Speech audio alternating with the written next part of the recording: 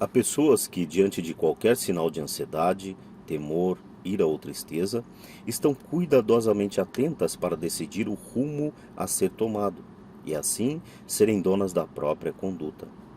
Outras, ao contrário, quando surge a ansiedade, procuram distrair-se ou negá-la para não senti-la. Não aceitam a possibilidade de recorrer a um psicólogo ou psiquiatra, por exemplo. Não saber expressar os sentimentos em palavras significa não se apropriar deles, não reconhecê-los. Vamos supor o caso de uma pessoa que se sentiu muito incomodada com um fato desagradável ocorrido no começo do dia e está de mau humor. Então, pensa que é atacada pelos outros e responde de maneira ríspida, que é um reflexo de seu estado interior. Talvez ela não perceba o que lhe ocorre. É provável que, se alguém a fizesse notar suas atitudes, isso seria conhecido por sua consciência. Desse modo, ela poderia mudar sua atitude, sua visão e seu mau humor.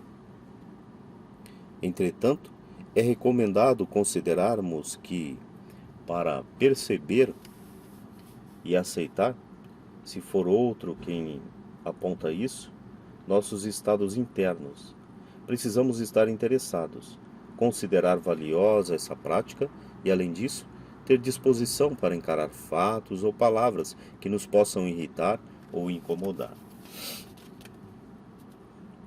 O que fazem, ou melhor, o que fazer para conhecer e classificar as próprias emoções? Para que isso ocorra, é aconselhável que se adquira o costume de prestar atenção nos sinais fisiológicos e emocionais de nosso corpo. Sintomas físicos como tensão muscular, dores de cabeça, transpiração repentina, rubores, contrações de estômago e outras expressões, como falta de concentração, irritabilidade ou sensação de vazio interior, são indicadores emocionais. O desafio é descobrir a emoção que nos invade e aceitá-la sem julgamentos, pois as emoções não são nem boas nem más, simplesmente são informações sobre nós mesmos. Para poder utilizar essa informação, precisamos nomear o que nos ocorre, como estou irado, estou triste, sinto inveja, medo, culpa, ansiedade, vergonha, ciúmes, saudades, felicidade. Vale ressaltar que normalmente as emoções se apresentam mescladas. Por exemplo, os ciúmes trazem um pouco de ira, há alguém invadindo meu espaço, e medo, vou perder essa pessoa que amo ou que possuo. Por exemplo, ou melhor, por isso, aprender a reconhecê-las é um processo que requer atenção. Quanto mais reduzido for nosso vocabulário emocional, maior será a nossa dificuldade de identificar os nossos sentimentos e os dos demais. Primeiramente, é recomendado uma investigação sobre o que desencadeou esse sinal emocional.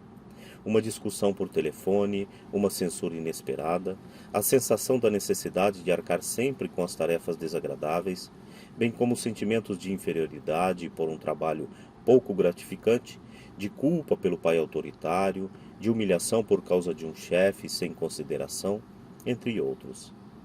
A consciência do porquê das próprias emoções nos ajuda a nos aproveitarmos delas da melhor maneira. Se pudermos vivê-la em profundidade, entenderemos melhor nossos estados de ânimo e compreenderemos por que agimos de determinada maneira. E isso proporcionará um alívio mais rápido. Então, teremos o elo passo a passo seguinte: aprender a controlar as próprias emoções. O ato de viver é um processo pelo qual tentamos satisfazer permanentemente nossas necessidades e nossos desejos emocionais.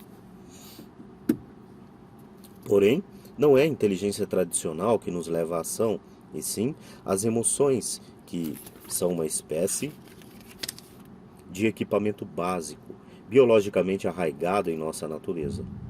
O modo como nos comportamos quando somos invadidos por nossas emoções é completamente pessoal. Temos a liberdade de ponderar sobre as diferentes possibilidades de agir e decidir de acordo com motivos e critérios próprios. O controle racional das emoções consiste simplesmente na busca do caminho para uma ação efetiva e não destrutiva.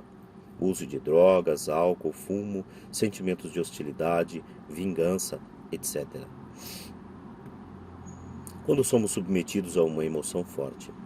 Por isso, aprender a controlar os impulsos ingovernáveis em busca de uma resposta adequada, sem reprimi-los, é uma grande vantagem para nosso desempenho em todos os campos.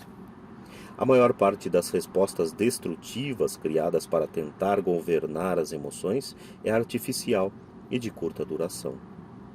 Quando a distração acaba, a pessoa volta a se sentir mal, e esses apoios externos sempre trazem problemas, tanto a médio quanto a longo prazo.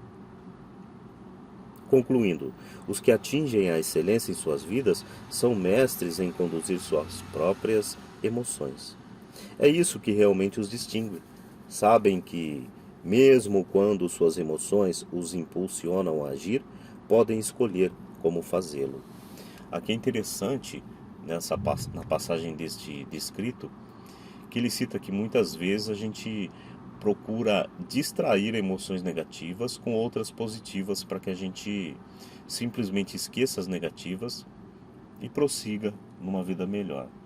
Mas esse descrito ele está dizendo que justamente esse ponto é errado, porque lá na frente a gente não vai ter essa emoção resolvida. Então a gente tem que sentir a emoção e resolvê-la internamente, sem simplesmente passar algo por cima e apagar, né? É bom nos familiarizarmos com o controle das emoções. Para dar-lhes um tratamento sadio no momento da irritação, quando estamos cegos, é conveniente aprendermos a controlar as emoções com a habilidade de uma pessoa madura, para que contribuam de maneira eficaz ao nosso relacionamento adequado com o mundo, sem cairmos nos repetidos desastres anímicos pessoais. Quando conseguimos conhecer e controlar nossos estados de ânimo, adquirimos domínio sobre nós mesmos, o que nos permitirá desenvolver as habilidades seguintes. Automotivar-se. Uma pessoa com bom nível de inteligência emocional não somente atingiu o talento necessário para a realização de projetos, como também está com condições de suportar as circunstâncias desalentadoras e as derrotas. Então, mesmo quando as coisas parecem ir mal, ela conserva a esperança. Apesar de acreditar na derrota iminente, formula um novo plano de ação. Considera os contratempos irremediáveis. É capaz de aceitar uma recusa ou um fracasso com inteligência, sem esmorecimento.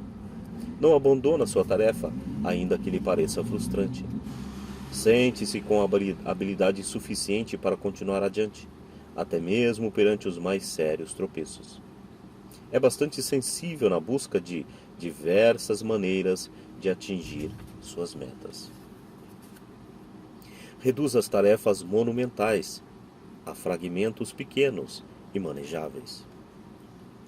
Essa atitude emocional significa que, apesar das frustrações e dos fracassos, a pessoa possui grandes expectativas de que tudo vai dar certo em sua vida. Poderíamos chamar isso de otimismo, porém, na verdade, vai muito além do que estamos acostumados a considerar desse modo. Não se reduz a um ponto de vista alegre de que tudo vai sair bem, mas está relacionado ao fato de a pessoa acreditar firmemente que possui a vontade e os meios necessários para atingir seus objetivos, sejam eles quais forem. Do ponto de vista de inteligência emocional, é ter esperança de não ceder à ansiedade, o que o invade, nem a depressão, nem assumir uma atitude derrotista quando chegarem os desafios e os reveses. Vale ressaltar ainda que, de acordo com pesquisas desenvolvidas em diversas universidades, as pessoas inteligentes do ponto de vista emocional sempre abrigam esperanças. São menos ansiosas e depressivas e têm menores dificuldades de lidar com os sentimentos. Podem-se aprender o otimismo e a esperança, bem como o pessimismo e a desesperança. Em seu livro Optimismo Aprendido, otimismo aprendido, o psicólogo norte-americano Martin Seligman sustenta amplamente esta teoria. Na obra, ele explica como as pessoas podem enfocar seus sucessos e seus fracassos a partir das seguintes atitudes.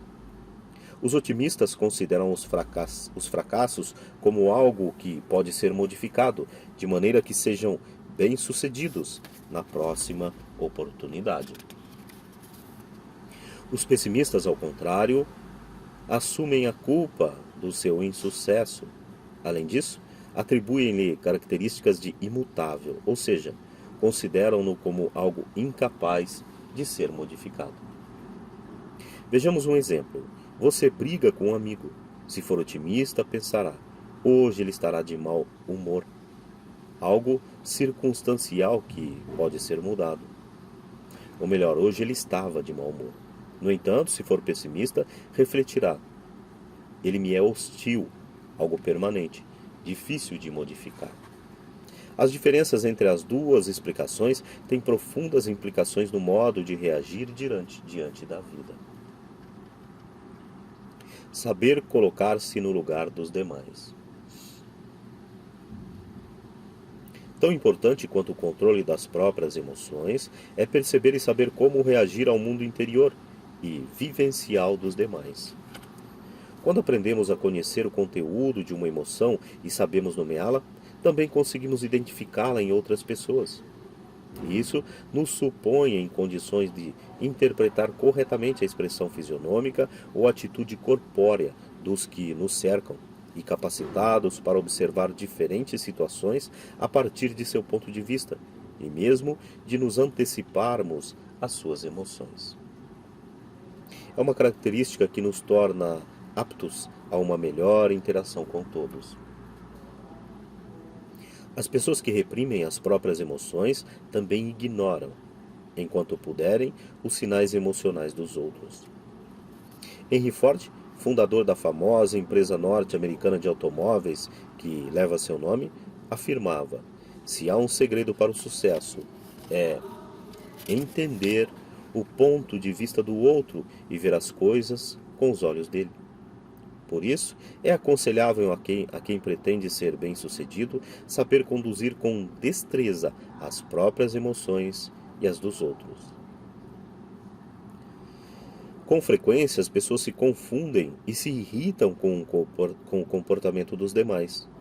Em seu livro Como Hacer que la gente haga cosas, ou melhor, Como Fazer com que as pessoas façam coisas, Robert Contilin afirma que muitas vezes os seres humanos cometem o erro de supor que todos agem com a mesma lógica, a mesma razão ou a mesma inteligência que nós.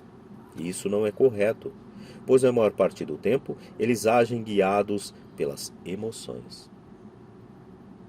Assim, se quiser que alguém faça algo, é recomendado que você fale as emoções dele, que estimulam a ação, não a sua inteligência. De qualquer maneira, isso pode ser feito? Contlin explica: com suavidade, com paciência, em tom persuasivo, com o desejo de identificar-se. E isso significa colocar-se na situação da outra pessoa, tentando experimentar os sentimentos que você acredita que ela experimenta. Santo Tomás de Aquino, que entendia como ninguém sobre a educação e a persuasão, dizia que, quando alguém quiser converter o outro à própria opinião, precisa se aproximar dele, tomá-lo, metaforicamente, pela mão e guiá-lo. Mas o que muitos fazem é ficar do outro lado na rua gritando "mude", ou chamando-o de tonto, ou ordenando-lhe que vá aonde eles vão, aonde eles estão. Ter sucesso nas relações interpessoais. A base de todos os vínculos sociais é o trabalho nas relações com os outros.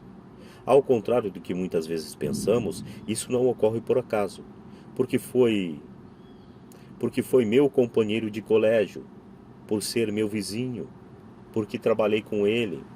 Os imprevistos podem exercer seu papel de momentos de encontro, mas as relações não ocorrem à revelia. Por isso, a ação de estabelecê-las e mantê-las requer o intercâmbio de prestações e contraprestações, como nos exemplos seguintes: renunciar ao descanso em minha casa para sair em auxílio de um amigo que quer me contar algo importante. Reservar uma quantia de dinheiro para presentear quem estimo. Contudo, com tudo isso, é aconselhável que prestemos atenção às emoções, aos assuntos e às necessidades dos outros e adiemos nossos próprios desejos. Nessas simples atitudes, estamos aplicando diversos princípios de inteligência emocional, ter empatia pelos outros para saber suas necessidades ou o que esperam obter da relação, dedicar tempo, dinheiro e esforço para cultivar essa amizade. Quanto mais elevado for nosso nível de sensibilidade em relação às emoções dos outros, maior sucesso teremos nas relações. Essa qualidade nasce na condição adequada da vida emocional e está relacionada ao nível de inteligência emocional. Como já afirmamos, o que existe de novo neste enfoque é a importância dada ao controle das emoções que, segundo as correntes atuais, tem maior peso para a obtenção daquilo que nos propomos, que o próprio preparo acadêmico. Você pode aumentar sua inteligência emocional. Por trás de qualquer sucesso ou conquista pessoal, sem dúvida está um bom grau de inteligência emocional. Dificilmente alguém atinge suas metas sem ter aplicado boa parte dos conceitos explanados a seguir. Todas essas frases revelam claramente como se comportam os indivíduos com um alto grau de quociente emocional, que é: assumem o controle da própria vida, não permitem que outros ajam ou decidam por eles e responsabilizam-se por suas decisões sem culpar os demais. Desfrutam com consciência e plenamente a existência, sabem perdoar, ser reconhecidos e gratos por tudo o que lhe fazem. Quando podem auxiliar alguém, fazem-no de coração. Manifestam sua bondade aos que o cercam com naturalidade e facilidade. Permitem que outros expressem livremente a própria opinião e que manifestem seus sentimentos, sem a necessidade de ficar expostos a recriminações cruéis. Sabem ler as emoções dos outros e não se empenham em apontar os defeitos alheios com frases do tipo: "Não entendo por que você é assim". Aprenderam a aceitar a incerteza do futuro, pois sabem que este não pode ser controlado. Admitem que são frágeis diante do desconhecido, mas se mostram decididos a encará-lo com otimismo e confiança, ou seja, assumem uma atitude vencedora. Preocupam-se menos com seus bens materiais e mais em atingir um bom grau de crescimento pessoal. Traçam metas para si mesmos e concentram sua vida aonde querem chegar, sem deter-se nos obstáculos de emergência diária ou nos microproblemas da vida. Projetam sua energia e sua mente em prol de uma concepção criativa das dificuldades. Descobrem que nelas, em vez de inconvenientes, há oportunidades ou fortalezas para futuros desafios. Mostram-se repetitivos a qualquer sugestão sobre novas e melhores formas de fazer as coisas. Encontram sempre algo a aprender com os que os cercam. Diante das diferentes situações ou pessoas com quem devem compartilhar algo, mesmo que pareçam insignificantes, perguntam-se: o que isso pode me ensinar? Mostram-se mais felizes, pois têm a consciência de que a vida é um constante vai e vem de emoções, positivas e negativas. Quando se deparam com momentos difíceis, aceitam-nos e encaram-nos em uma atitude que os protege de entrar em pânico. Aceitam suas fraquezas, não pensam que sabem tudo e sempre devem ganhar. Quando têm diferenças com os demais, negociam com fragilidade, com facilidade e naturalidade e cedem em algo. diante da adversidade, assumem o controle de suas vidas. Ao perceberem que lhes assaltam pensamentos negativos e derrotistas, automaticamente procuram conduzir a situação sob um ponto de vista menos obscuro. Por fim, exercem controle sobre seus impulsos imediatos, uma das maiores habilidades emocionais dos que conduzem a própria vida de modo adequado. Se você achou esse nosso trabalho interessante e acha que contribuiu de alguma maneira com a tua vida e queira realmente contribuir com o nosso canal financeiramente, como uma troca de energias, pois é dando que se recebe, nós também estamos abertos para receber uma contribuição de você que ouviu esse audiobook ou assistiu esse vídeo e acha que foi válido para a tua vida. Caso você tenha intenção de nos ajudar com uma contribuição, logo abaixo na descrição você vai encontrar os nossos dados, onde pode estar fazendo uma contribuição de acordo com o que for tocado no teu coração. Caso não queira fazer nenhuma contribuição, também continua sendo muito bem-vindo e gostaríamos que aproveitasse dos demais áudios e demais vídeos do nosso canal e que sua vida possa ser engrandecida através do nosso trabalho.